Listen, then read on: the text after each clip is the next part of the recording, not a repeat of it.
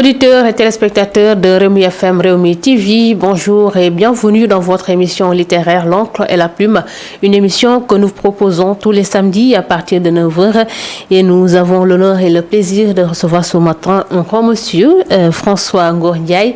Il est écrivain, auteur de l'ouvrage Chronique du christianisme au Sénégal. François Ngor Ndiaye, bonjour et merci d'être là ce matin à Rewmi FM et Rewmi TV. Bonjour, merci beaucoup à vous et bonjour à nos téléspectateurs et à nos auditeurs. Est-ce que vous pouvez nous présenter à nos auditeurs, nous dire un peu qui est François Ngor Ndiaye? Quand cette question m'est posée, je prends la précaution de dire que ce qui va suivre, loin d'être de la fanfaronnade, c'est plutôt un motif d'action de grâce. Parce que tout ce que nous avons, nous l'avons reçu.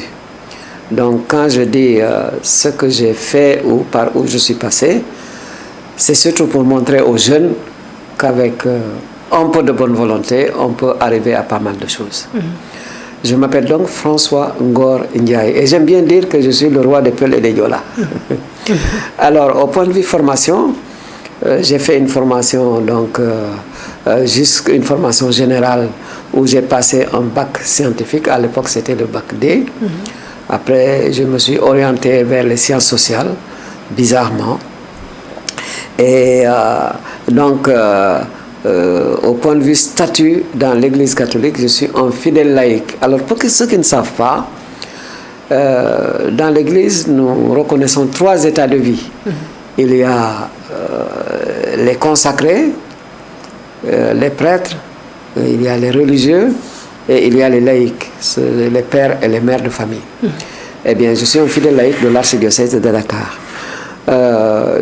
Au niveau de ma formation en sciences sociales, eh bien, j'ai fait les sciences sociales appliquées, c'était au niveau de Lyon. Ensuite, une formation de formateur d'adultes et une spécialisation en sciences de l'éducation. Là, j'ai pu faire également une formation avec attestation sur la maîtrise de la transmission de la vie, ce que l'on appelle donc la PFN, avec la PFN, la planification familiale naturelle, pour faire des parents, vraiment des parents, les faire arriver à une parenté responsable. J'ai profité de ma retraite pour faire une formation approfondie de la religion chrétienne en théologie au niveau du Centre Saint-Augustin de Dakar. Il y a un institut à l'intérieur qui s'appelle ITL, Institut de théologie pour les laïcs. Et j'ai fini ma formation après 6 ans dans cet institut. Et ceci a été sanctionné positivement par le baccalauréat canonique de théologie. Pour ceux qui ne savent pas, juste vous donner un point de repère, c'est le diplôme auquel sont soumis tous ceux qui veulent devenir prêtres. Mais aujourd'hui, heureusement, cette formation est ouverte aux laïcs et j'ai pu avoir ce diplôme-là. Dans mes activités, j'ai pu mettre en place une chaîne YouTube qui s'appelle Lumen Gentium TV, où je donne des formations gratuitement aux gens qui le veulent. Enfin, donc, voilà, je gère ce que j'appelle un institut virtuel de formation à l'excellence pour aider vraiment tous ceux qui le veulent à exceller. Voilà, parce que c'est dans mes cordes. Voilà en résumé, un peu en termes de présentation. Encore une fois, ce n'est pas pour remuer les épaules, mais pour dire ce à quoi nous pouvons arriver avec un peu d'effort grâce à Dieu. Dites-nous, et comment est né cet amour pour l'écriture? Alors, cet amour pour l'écriture est né d'une façon très simple. D'abord, parce que je suis conscient de tout ce que j'ai appris, tout ce que j'ai gagné à lire. C'est en lisant que je me suis rendu compte que l'écriture c'était important. Et donc, j'ai voulu à partir de là partager des expériences, des événements, etc., etc. Voilà d'où m'est venu en ramassis mon amour de l'écriture.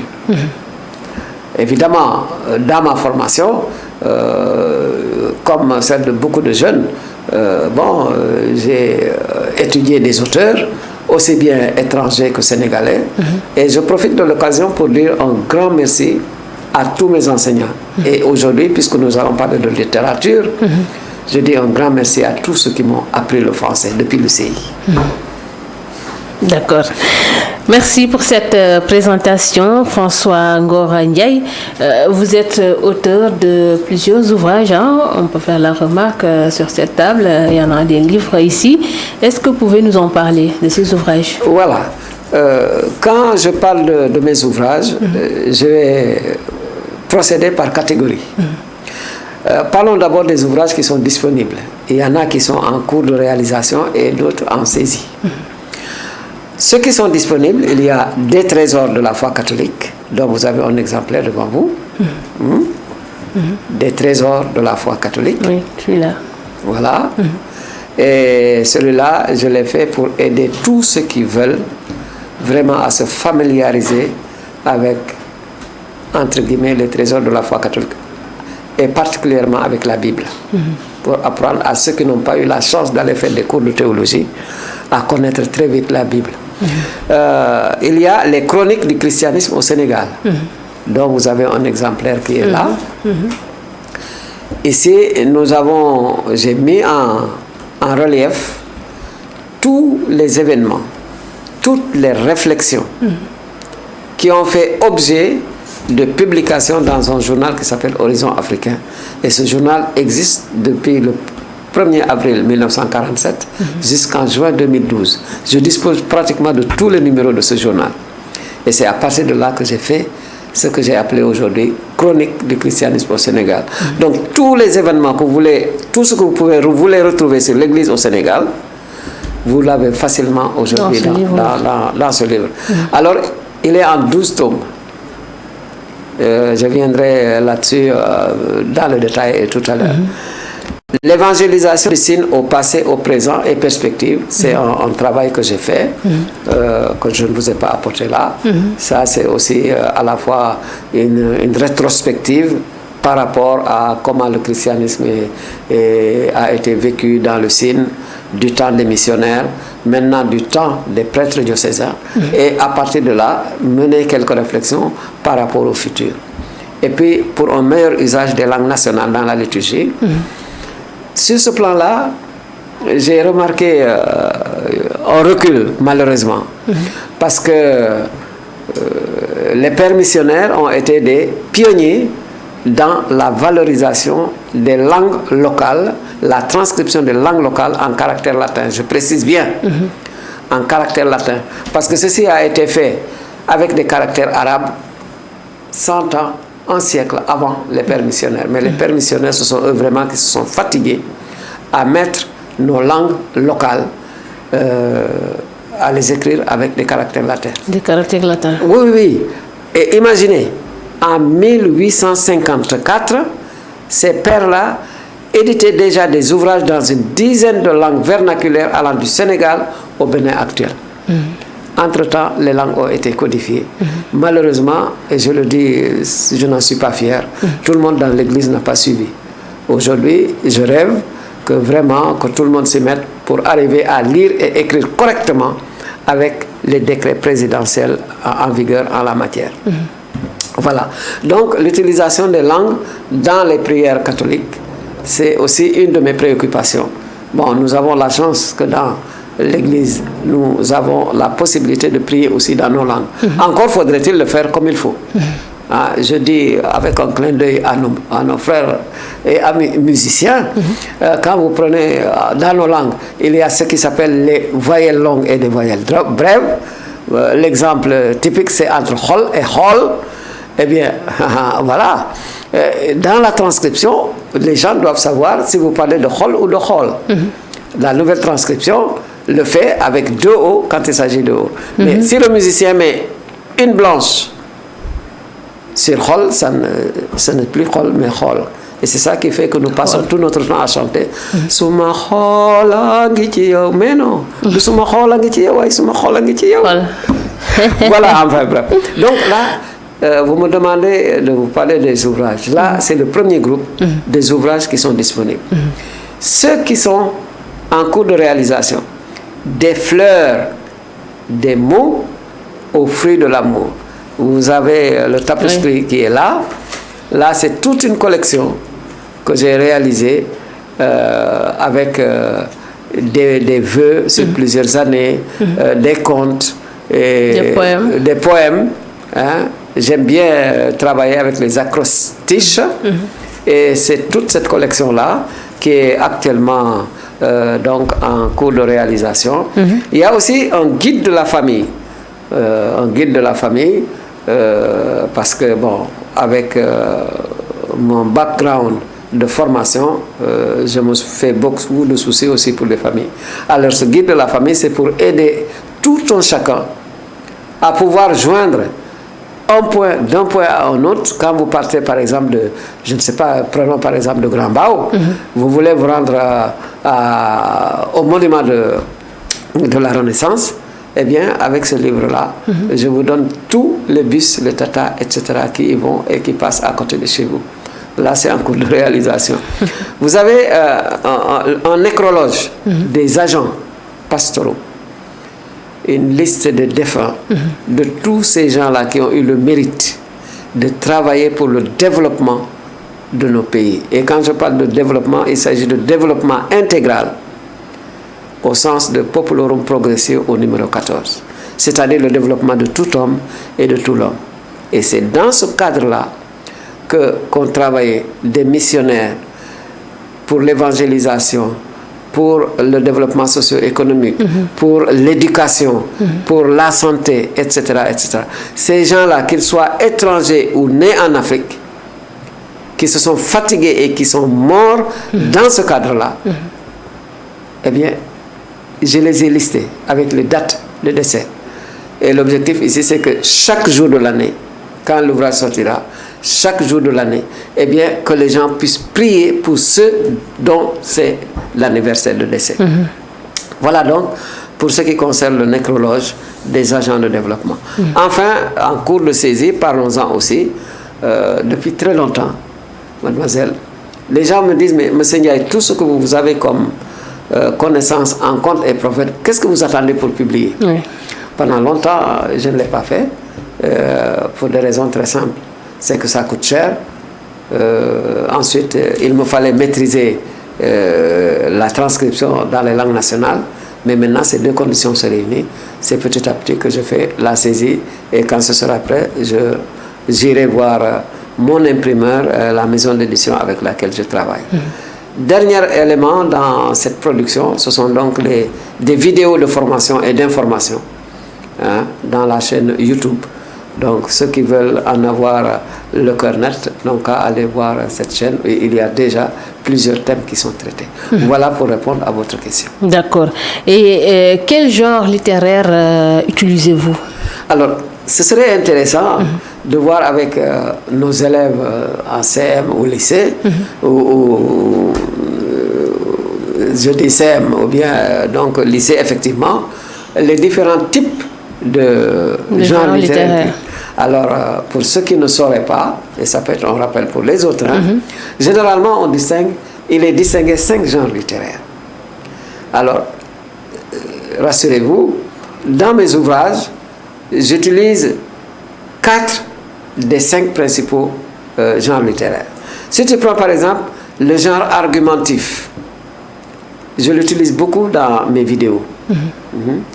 Argumenter pour dire ceci, voilà pourquoi, etc., etc. Vous avez le genre épistolaire, c'est le deuxième genre. Je l'utilise par exemple dans l'ouvrage Des fleurs, des mots, aux fruits de l'amour. Si vous prenez le genre narratif, naturellement, celui-là, je l'ai dans les contes et les proverbes, etc., etc. Le genre poétique se retrouve également dans Des fleurs, des mots, aux fruits de l'amour. Le genre que je n'ai pas utilisé, c'est le genre théâtral. Théâtral. Voilà pour répondre à cette question. D'accord. Et quelle est la maison d'édition qui vous accompagne? Alors, ici, je partirai d'une formation que j'ai donnée dans les universités. J'ai eu souvent affaire à des étudiants en BTS, j'ai eu souvent affaire à des gens qui étaient censés devenir des chefs d'entreprise plus tard, et je leur disais de ceci: Et ça va nous servir, c'est pour répondre à votre question de façon précise. Oui. Pour vous dire que mon choix est basé sur des critères bien précis. Je disais souvent à mes étudiants, là où vous êtes, veillez à la qualité du produit ou du service que vous rendez. C'est très important dans les affaires. Deuxièmement, le rapport qualité-prix. Il est vrai que le moins disant n'est pas toujours le mieux disant. Un produit peut être moins cher parce qu'il est de mauvaise qualité. Mais à qualité égale, soyez sûr que le client il va préférer là où c'est le moins cher, à qualité égale. Donc le rapport qualité-prix. Le respect des délais, c'est très important également dans les affaires. Je suis désolé, mais quand les Sénégalais ne me disent pas, heureusement ce n'est pas le cas de tout le monde, oui, ça y paraît barre, ça, peu importe. Donc le respect des délais. Enfin, les rapports humains entre le client et le fournisseur. Alors quand je mets tout ça ensemble, eh bien, ceci a fait que j'ai jeté mon dévolu sur une imprimerie qui s'appelle l'imprimerie Montero. Donc, qui se trouve près du Canal 4 à Fass. Parce qu'avec cet imprimeur, toutes ces conditions-là sont réunies. D'accord. On voit que vous avez beaucoup écrit sur la religion chrétienne. Pourquoi ce choix? Alors, pourquoi ce choix? Je vais vous donner les raisons principales. Parce que nous n'aurons peut-être pas le temps de tout énumérer. Mais voici les raisons principales qui ont fait que quand bien même je n'ai pas écrit que sur des thèmes religieux, j'ai écrit sur d'autres thèmes. Si. D'accord. Mais voici pourquoi j'ai beaucoup écrit sur le thème religieux, le domaine religieux m'intéresse. D'abord parce que l'ignorance tue. L'ignorance tue. Et ceci, nous l'avons même dans la Bible. L'Éternel, Dieu lui-même, il s'est plaint en disant « Mon peuple périt faute de connaissance ». Faute de connaissance. Et les charismatiques connaissent bien cette référence, c'est Osée au chapitre 4 au verset 6. Osée 4 et 6. Donc, voilà, l'ignorance tue. Et ceci, dans nos cultures, ça ressort. Il y a une expression que je vous donne en Wolof, parce que si je le disais en Serer, il y aurait moins de gens à pouvoir en profiter. Mais en Wolof, il est dit, eh bien, balanga ham, hamadi, haulari. Avant d'être suffisamment ouvert et de connaître ce que tu dois savoir, eh bien, l'ignorance peut causer ta perte. Et hamadi ici, ceux qui ont fait le Wolof, il y a ham et puis adi qui est la négation, le suffixe de la négation, c'est donc ne pas savoir. Et la conséquence étant l'impolitesse, c'est pour cela qu'on dit de quelqu'un qui est impoli de hamadi. En fait, ça veut dire il ne sait pas ce qu'il aurait dû savoir. Enfin bref. Donc, voilà l'un des premiers motifs. Le deuxième, c'est que beaucoup de croyants monothéistes ont un niveau de formation élémentaire. Chez les catholiques, je veux dire. Chez les chrétiens, la plupart du temps, la formation religieuse s'arrête à la confirmation. Oui. Ce qui est vraiment dommage. C'est regrettable. Motif suivant, c'est que beaucoup de chrétiens, de non-chrétiens, pardon, ont droit aussi à la formation et bon nombre parmi eux veulent savoir ce qui fait bouger les chrétiens. Donc, quand j'écris, c'est à la fois pour aider les chrétiens, mais c'est aussi pour aider les curieux d'une saine curiosité qui veulent savoir, tant soit peu, quelque chose du christianisme. Donc, parmi les raisons. L'autre raison, l'avant-dernière raison, c'est qu'en tant que fidèle laïque, j'ai beaucoup reçu. Et j'estime que je dois beaucoup donner. Voyez-vous? Et le fait d'écrire, pour moi, c'est une opportunité de partager ce que j'ai acquis et ce que j'ai appris. Enfin, en tant que baptisé, ce que l'on appelle le ministère baptismal, eh bien, je le joue, je l'exerce à travers l'écriture. Parce qu'en tant que baptisé, je dois partager les fondamentaux de ma foi. Et là, je renvoie les uns et les autres à cette consigne, nous allons dire aujourd'hui, en ordre de mission de Jésus à ses disciples, en Matthieu 28, 19 à 20. Et allez donc faites de toutes les nations des disciples, les baptisant au nom du Père et du Fils et du Saint-Esprit, et enseignez-leur à observer tout ce que je vous ai prescrit. Et voici, je suis avec vous tous les jours jusqu'à la fin du monde. Donc, je suis aussi de cette mission-là, je suis concerné. Et le premier pape, Saint-Pierre, il dira à ses chrétiens, soyez toujours prêts à rendre compte de l'espérance qui est en vous. Voilà donc deux raisons bibliques qui font que moi aussi je dois écrire. Donc pour répondre à votre question, pourquoi beaucoup écrire sur la religion chrétienne. Voilà. D'accord. Est-ce que vous pouvez revenir sur l'histoire du christianisme ici au Sénégal? Comment est entrée la religion? Alors, ça, en quelques mots, parce que le détail nous prendrait beaucoup de temps. Oui. Prenons d'abord des repères.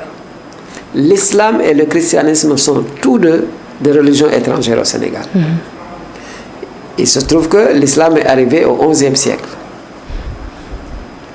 Si nous parlons du Sénégal, le christianisme est arrivé au 15e, 14e, 15e siècle. D'accord? Surtout au 15e. Alors, l'entrée de l'une ou l'autre religion, les procédés qui ont été utilisés, ou les voies et moyens qui ont été employés, ce n'est pas le lieu de les évoquer ici. Toujours est-il que, quand le christianisme est arrivé, il y a eu malheureusement la rencontre ou la concomitance avec un autre phénomène que nous regrettons tous aujourd'hui, mais il ne faut pas confondre les deux. Un intellectuel honnête doit faire le distinguo entre colonisation et évangélisation. Parce que ce sont deux choses qui se sont rencontrées, mais qui se sont très souvent opposées. Qui aujourd'hui sait qu'il fut un temps où le colon interdisait aux missionnaires de faire la catéchèse aux Noirs de Dakar et de Gorée? Très peu de gens le savent aujourd'hui. Parce que ces gens-là estimaient que les gens, une fois christianisés, ils seraient éveillés et le colon ne pourrait plus en faire tout ce qu'il voulait. D'accord? Il y a eu un prêtre de Gorée, à l'occurrence, je vous le cite, l'abbé Barader. Il a été renvoyé militairement en métropole parce qu'il était trop en faveur de la promotion des Noirs. Et que dire de Mère Anne-Marie Javoué? Que dire de Monseigneur Aloys Cobès? Autant de figures qui ont travaillé et qui ont rendu énormément de services à notre pays et qui étaient loin justement des desseins du colonisateur, desseins avec S-E-I-N, pour, je le dis, à l'endroit des élèves. Voilà donc, pour répondre à l'emporte-pièce à votre question. Dans Chronique du christianisme au Sénégal, vous parlez aussi des 5 derniers volumes et qui sont des chroniques. Est-ce que vous pouvez les énumérer? Alors, voyons d'abord, j'aime bien être systématique dans mes présentations. Je vous parlerai d'abord du contenu et puis de la disposition. D'accord. D'accord? J'ai commencé à dire que tous les événements et réflexions de l'Église catholique au Sénégal, par elle et sur elle, qui ont fait, justement, qui ont été consignés dans le journal Horizon Africain, je les ai recensés et classés par rubrique et par localité. Et dans le dernier tome, j'ai fait le classement par, justement, ordre alphabétique. Voilà donc en termes de contenu. Quant à la disposition, donc, j'ai procédé par période. Voyez-vous, parce que il y avait tellement de la matière que, par exemple, mon premier tome, il couvre la période qui va des origines à 1977. D'accord? Le deuxième tome va de 1978 à 1984. 1978 à 1984.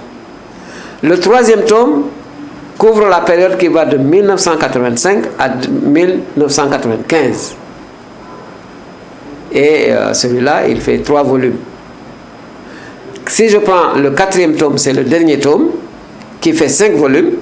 c'est celui au sujet duquel vous me posez la question, eh bien, ce tome-là couvre la période qui va de 1996 à 2020. Voyez-vous? Et donc, voilà comment se situent en termes de contenu et de disposition les chroniques du christianisme au Sénégal. Je me réjouis ici de dire, d'avoir constaté qu'aujourd'hui, tous ceux qui veulent des informations sur l'Église du Sénégal, ceux qui ont l'information, le premier réflexe, c'est d'aller voir les chroniques. Parce que à partir de là, ils ont déjà les principaux événements et les dates. Et s'ils veulent aller plus loin, je donne même les références dans les horizons africains qu'ils peuvent consulter. J'ai encore une fois la quasi-totalité de tous les horizons africains depuis le premier numéro de 1947 au dernier de 2012. 1947. Oui, 1er avril. D'accord. Ça vous surprend, hein? Oui. Mais là, vous me donnez l'occasion de dire un regret. C'est qu'aujourd'hui, non seulement les gens n'écrivent pas, mais ils ne lisent pas. Tout ce que je connais sur mon pays aujourd'hui, sur le plan profane, civil et religieux, je le dois à mes lectures. Et cela, c'est l'occasion de dire merci à tous ceux qui ont travaillé justement à conserver, à mettre par écrit ce qui s'est passé, etc. etc. Voilà. D'accord.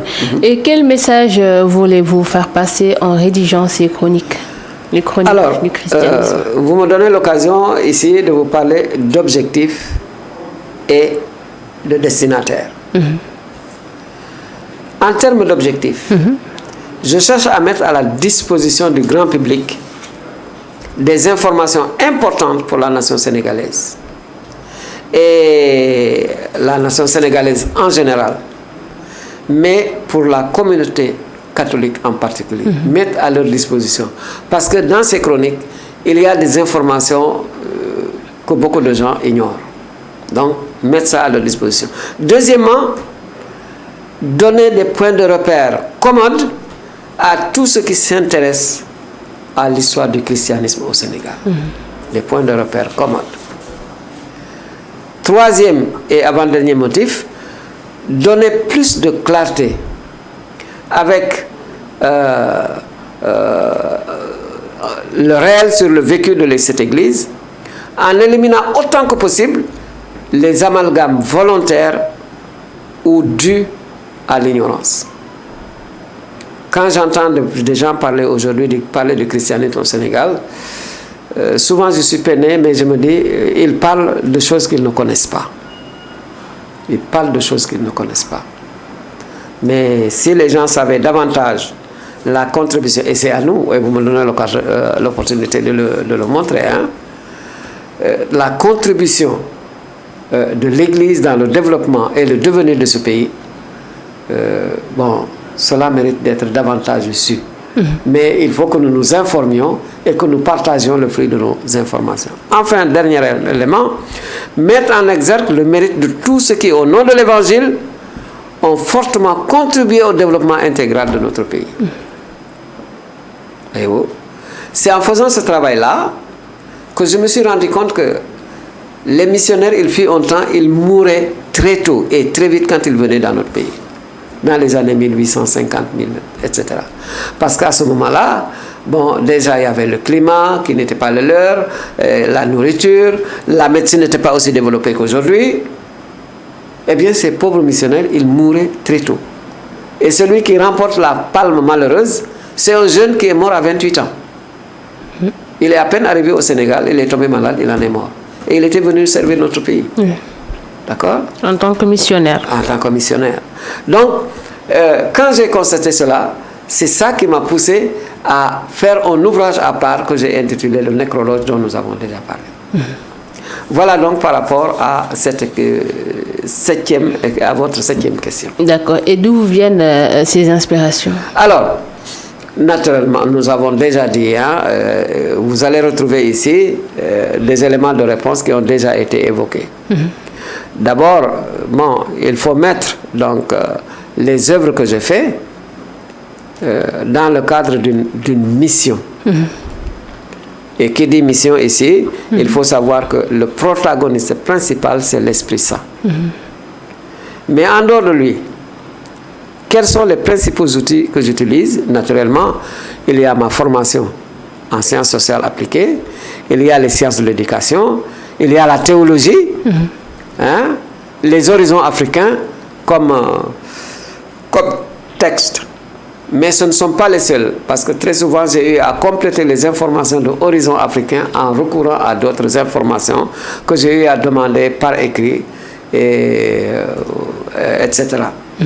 Il y a le magistère de l'Église, l'enseignement que l'Église donne pour éclater, ou plutôt pour, pas pour mettre à jour, mais pour mettre à la disposition et à la compréhension des hommes de notre temps ce qui se trouve dans la Bible, donc le magistère de l'Église.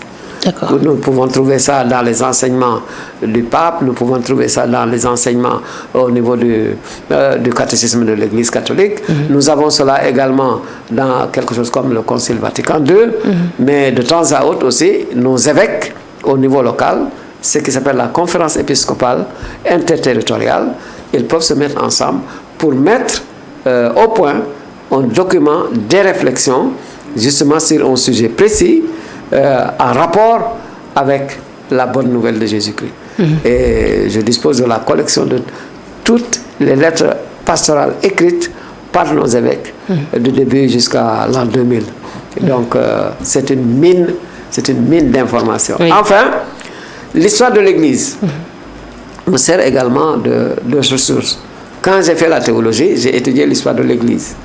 Et ce que nous avons vu dans l'histoire de l'Église en général m'a poussé aussi à me poser des questions par rapport à l'histoire de l'Église locale.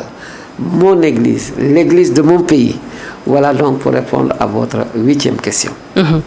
D'accord. François Ngor-Ndiaye, vous avez travaillé dans l'enseignement catholique. Vous avez également travaillé en tant que consultant indépendant en éducation et suivi évaluation. Quel regard avez-vous sur l'enseignement de manière générale au Sénégal? Beaucoup d'efforts ont été faits, mais comme nous disons dans l'enseignement, peut mieux faire. Il reste encore beaucoup à faire. Autant, si nous prenons donc, parce que moi j'ai eu à développer toute une théorie là-dessus, la réussite scolaire, je peux la mettre dans un losange où vous avez en haut l'apprenant. Sur le côté gauche, vous avez la famille de l'apprenant. Sur le côté droit, vous avez l'institut de formation de l'apprenant. Et en dessous, pour supporter tout cela, vous avez l'État. Et chacun de ces pôles a sa part de responsabilité. Donc aujourd'hui, nos apprenants ont beaucoup à faire pour se remettre dans une situation d'apprenant.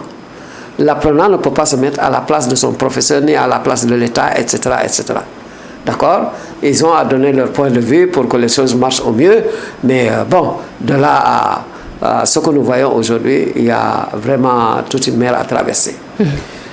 L'enseignement aujourd'hui souffre également de ce que le groupe familial, quelque part il y a de la démission. Je ne peux pas l'appeler autrement. Il est vrai que les gens de notre génération, nos parents n'ont pas pu faire ce que les parents aujourd'hui peuvent faire pour leurs enfants. Mes propres parents, je le dis haut et fort, le mérite qu'ils ont eu, c'est de m'avoir mis à l'école au moment où dans mon village, tout le monde ne pensait pas à mettre les enfants à l'école. Mais ils ne pouvaient pas m'aider dans mes devoirs. Chez moi, je suis le premier à avoir appris le français. Donc, c'était pas eux de pouvoir m'aider à ce niveau-là. Aujourd'hui, les parents, beaucoup ont dépassé ce stade-là, mais malheureusement, la proximité et l'appui qu'ils devraient donner à leurs enfants, en concordance et en concomitité en conformité avec l'école, ce n'est pas toujours le cas. Si nous prenons l'institution de formation, nos écoles, malheureusement, beaucoup d'écoles de nos écoles aujourd'hui, ils se contentent d'instruire et non plus d'éduquer. Or, l'école doit remplir les deux fonctions, instruire et éduquer. Quand j'enseigne le français, j'instruis. Quand j'enseigne l'anglais, j'instruis. Mais il faut aussi éduquer le jeune en fonction de paramètres communément acceptés. D'accord? Et ceci revient pratiquement donc à travailler aussi le cœur de l'individu. Parce que le cœur et la conscience ont une importance telle que science sans conscience n'est que ruine de l'âme. Cela étant, bon, vraiment ce que je vois dans l'enseignement aujourd'hui, encore une fois, s'il y a des points de réjouissance, il y a malheureusement beaucoup de points où je suis très, très attristé. D'accord. Aujourd'hui, l'organisation de Fosco au niveau des établissements fait objet de polémiques. Ça déborde un peu partout avec des danses obscènes, avec des tenues extravagantes. Qu'est-ce qu'il faudrait faire? Supprimer ces journées dites culturelles ou bien... Alors, je vais faire l'âne pour avoir du son, par souci de nos téléspectateurs et de nos auditeurs. Quand nous parlons, nous avons l'habitude d'utiliser un vocabulaire auquel nous sommes habitués. Mais quand tu dis Fosco, il faut dire à tes auditeurs que ça veut dire Fosco. Qu'est-ce que c'est Fosco? C'est quoi? Je te pose la question. Habituellement, c'est toi qui poses les questions. Cette fois-ci, c'est moi qui pose la question. Non, c'est pour aider nos auditeurs à mieux comprendre. Oui. Pour toi, qu'est-ce que c'est? C'est des journées culturelles. Oui. On parle de journées culturelles, mais derrière, ça n'a rien de culturel en fait. Bon. En fait, ici, il faut comprendre que dans chaque école, généralement, il y a une organisation des élèves, avec un bureau, etc., avec très souvent un gouverneur. Et ces gens-là, ils mettent généralement dans leur calendrier annuel des journées où ils vont faire la fête, à quelle occasion ils vont faire des manifestations, des danses avec des tenues, etc. C'est là que nous avons remarqué des dérapages dans quelques écoles, dans quelques écoles particulièrement, des dérapages qui ont été décriés par tout le monde. Parce que si ces journées culturelles frisent le dévergondage, c'est regrettable. Frise une baisse des mœurs. Je signale à mes étudiants que mœurs au pluriel, c'est mœurs, ce sont les mœurs, on ne dit pas les mœurs. Alors, donc, ceci est regrettable. Encore que les jeunes ne sont pas les seuls responsables. Ils viennent de familles. Il y a des familles dans lesquelles les enfants ne vont jamais tenir des propos ou des tenues telles que celles qui sont décriées ici. Donc, il y a une part de responsabilité du côté des familles, encore une fois. Il y a une part de responsabilité de la part de l'institution scolaire. Parce que quand les enfants répètent, les scènes qui nous font mal ont été répétées, est-ce que l'autorité était là pendant les répétitions, tout en laissant les enfants avec une marge de liberté, mais pour leur dire, attention, ça ne passe pas, etc., etc. Non pas jouer au censeur pour le plaisir de censurer, mais dans le sens d'éduquer. Voilà, par rapport à ces fêtes et à ces manifestations. J'espère qu'avec tout ce qui a été dit, eh bien que ceci n'arrivera plus. Sur ce plan-là, bon, vous m'excuserez, hein, mais j'ai eu une autre pique qui m'a fait mal. Une école privée qui porte le nom d'un saint. Si ces élèves-là savaient qui était ce saint-là, ils n'auraient pas fait jouer ces scènes-là. Malheureusement, on dit école Saint-Antoine de Padoue. Mais dans une école qui s'appelle Saint-Antoine de Padoue, ces scènes-là n'ont pas leur place. Je suis désolé. Hein? Bon. Voilà. D'accord. Nous sommes en période d'examen pour les élèves qui se préparent. Le certificat a déjà commencé, donc il reste le BFM et le baccalauréat. Mais déjà, on note des cas de tricherie. Récemment, hier, c'était à Thiès. Et dans quelques jours avant, c'était à Delafosse et au lycée Blaise Diagne pour des examens blancs. Là, vous me rappelez de très mauvais souvenirs en tant qu'enseignant dans le supérieur. J'ai été confronté à plusieurs reprises, je ne vous dirai pas où, par respect pour l'établissement, j'ai été confronté à des cas de tricherie manifestes que j'avais pu détecter, etc. J'ai réagi. Parmi les réactions que j'ai eues de la part de l'institution, des gens m'ont dit, ah, vous savez, hein, depuis quelques années, en France et ici, même quand vous prenez un étudiant en cas de flagrant délit de tricherie, vous ne devez pas le sanctionner, vous devez le laisser poursuivre et puis après on verra. Je dis, mais si en France les choses sont telles, est-ce que nous, aujourd'hui nous parlons de souveraineté, hein, est-ce que notre souveraineté ne devrait pas nous pousser à nous dire non, nos enfants, nous ne devons pas favoriser la tricherie chez nos enfants. Parce que qui vole un bœuf, qui vole un œuf, volera un bœuf. Ces enfants-là, nous les laissons impunis devant une tricherie. Ce sont des gens qui demain n'auront aucun mal à jouer avec les deniers publics, à s'amuser avec la notoriété des uns et des autres, même s'il faut raconter des mensonges. Donc je dis, je m'inscris en faux contre toutes ces tricheries-là. Il faut sévir, mais avant, il faut éduquer les enfants de telle sorte qu'ils ne trichent plus. Mais cette éducation doit se faire aussi par l'exemplarité. Oui, parce que beaucoup d'enfants trichent parce qu'ils voient des adultes autour de tricher d'une manière ou d'une autre. Mais je vais élargir votre question. Au-delà de la tricherie, un autre problème auquel j'ai été confronté en tant qu'enseignant dans le supérieur, ce sont les tenues que les gens amènent à l'école. J'ai eu à sévir dans un établissement. Bon, vous savez, à cet âge-là, les garçons et les filles vous trouvez facilement de gros gabarits. Je me retrouve avec une fille où il y avait beaucoup de monde au balcon. Les gens savent ce que ça veut dire. Ce qui devait être couvert l'était à peine. Je l'appelle en aparté et je lui dis, mademoiselle, je suis désolé, mais ce que vous portez là, vous pouvez le porter en intimité chez vous, mais pas pour venir à l'école. Je pensais avoir été compris. La semaine suivante, elle vient avec une tenue aussi dénudée. Je la sors de ma classe. Elle va chez donc, le surveillant général. J'ai été renvoyé de la classe. Qui dit, bah, pourquoi? Mon maître, mon professeur trouve que je suis mal habillé. Le surveillant général le regarde, lui dit, mais qui vous a renvoyé? Il lui dit, monsieur Ndiaye. Il dit, mais ça, je t'ai posé la question, mais ça ne me surprend pas. Ça, ce sont ses exigences. Mademoiselle, monsieur Ndiaye a parfaitement raison. Vous n'avez pas à venir avec cette tenue-là à l'école. Mais encore une fois, bon, les parents sont responsables quelque part. Il est vrai qu'un enfant peut mettre une tenue à peu près correcte en sortant de chez elle, mais en dessous, elle a quelque chose de très court ou de très moulé et elle arrive à l'école comme elle veut.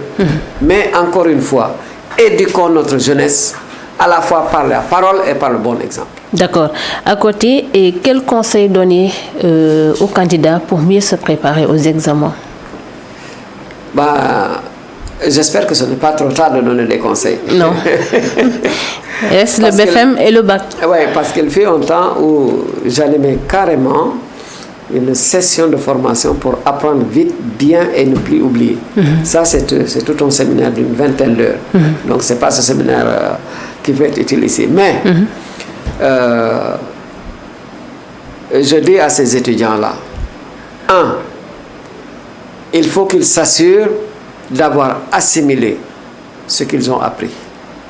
De deux, eh bien, qu'ils ne paniquent pas, parce que la panique est mauvaise conseillère. De trois, qu'ils observent les règles de discipline qui sont édictées et dites partout, particulièrement en ce qui concerne le téléphone. Le téléphone. Qu'ils ne quittent pas leur maison avec un téléphone, qu'ils le laissent à la maison. Ce n'est même pas la peine de dire, bon, je l'amène, je mets mon sac à côté. Il est interdit de franchir les centres d'examen avec quelque chose qui vous permet d'enregistrer. Le ministre l'a bien dit en tout cas. Non, mais faut pas badiner avec ça. Je suis d'avis qu'il faut sanctionner et sanctionner et donner des sanctions exemplaires. Voilà. D'accord. C'est déjà la fin de l'entretien. Dites-nous, est-ce qu'on peut s'attendre à d'autres ouvrages? Oui, bien sûr, parce que quand je vous ai présenté, avant de vous présenter, dans le cadre de la présentation des chroniques du christianisme au Sénégal, je vous ai dit les ouvrages qui sont disponibles déjà, ceux qui sont en cours de réalisation et ceux qui sont en cours de saisie. Donc, si Dieu nous donne vie et une bonne santé physique et mentale, il y a d'autres ouvrages qui vont suivre, Inch'Allah. D'accord. Merci beaucoup, François Ngor Ndiaye. Le mot de la fin? Alors, le mot de la fin, encore une fois, nous finissons par où nous avons commencé. C'est d'abord rendre grâce à Dieu. Nous sommes entre croyants parce qu'il le dit dans la Bible, tout ce que nous faisons, Seigneur, c'est toi qui l'accomplis. C'est Isaïe au chapitre 26 au verset 12. Donc, rendre grâce à Dieu parce que nous nous dara l'udulmon. Et nos parents le disent. Diane amul tank, yalla koy wotat. Le serpent n'a pas de pattes, c'est Dieu qui le fait avancer. Donc, il est le premier à qui nous disons merci. Je vous remercie aussi, vous et votre maison, ici Réumi FM, parce que vous m'avez donné l'opportunité de partager des convictions. Voilà. Et que Dieu bénisse les uns et les autres. Amen. Amen. Dieu vous bénisse également. Merci beaucoup, François Ngor Ndiaye. Je rappelle que vous êtes écrivain, auteur de plusieurs ouvrages, dont Chronique du christianisme au Sénégal. Merci à vous, auditeurs et téléspectateurs qui nous suivez depuis 9 heures. Merci à l'équipe de la régie, Diao Diallo du côté de la radio à la partie technique. Nous vous donnons rendez-vous la semaine prochaine.